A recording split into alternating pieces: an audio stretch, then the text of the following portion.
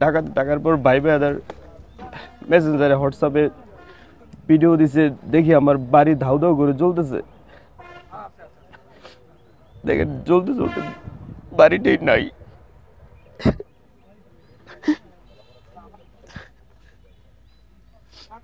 বাড়ি না থাকার একমাত্র কারণ আমি দেশের মানুষের পক্ষে কথা বলেছি, বাংলাদেশের পক্ষে কথা বলেছি। শুধু বাড়ি পুরো দেওয়া হয়নি, আমার ফ্যামিলি মেম্বার সবাইকে মারার প্ল্যান ছিল।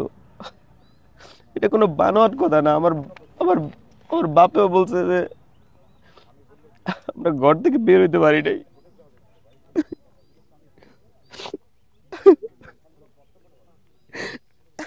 আজকে আমার মা বাবা ভাই ভাবি এর কয়লার মতো পাইতাম ভাই,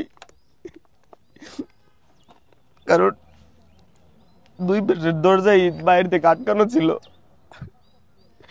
তারা বেড়া টেরা ভাঙে তারপরে বের হয়েছে ভাই। ঘরে ভাই অনলি 4 মাসের আমার ভাতিজি ছিল ভাই। 4 বছরের আমার ভাতিজা, ওর বাবা মা ভাই ভাবি ছিল। আজকে তারা সবাই বের না হইলে আজকে মরে যেত। আজকে শুধু আমি একাই থাকতাম।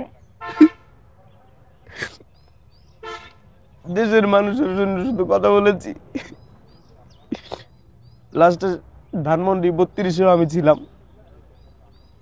বিপ্লব ঘটাই এই সরকারকে বসালাম। এই সরকার কি করলো, কি করতেছে এই সরকার?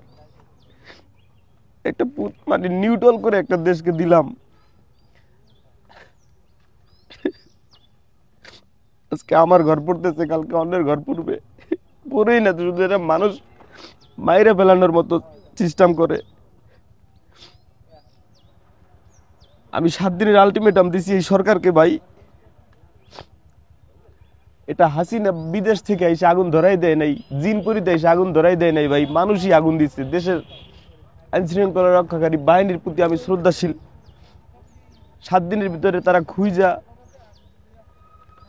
তাদেরকে আইনের আওতায় যদি না হয়, দেশের মানুষকে যদি দেখানো না হয়, যেহেতু আমার পরিবারকে মাইরে ফেলার চেষ্টা করা হয়েছে, সেহেতু তারা খুনি, তাদেরকে যদি ফাঁসিতে না ঝুলানো হয়, 7 দিনের ভিতরে আমার এই পুরা বাড়ি ছড়ায় যদি পূর্ণ বাড়ি গঠন করার কার্যক্রম হাতে না নেওয়া হয়, আমি একাই রাজপথে লড়বো। আমি একাই রাজপথে আন্দোলন করব। আন্দোলন করতে গিয়ে যদি দেখি কোনো বেনিফিট না আসে, আমি একাই বিপ্লবী সরকারের ডাক দিব। আমি বিপ্লবী সরকারের ডাক দিলে এই দেশের বিপ্লবী ছাত্র জনতা, বিপ্লবী মানুষ, দেশের দেশপ্রেমিক, তারা আশা করি এগিয়ে আসবে।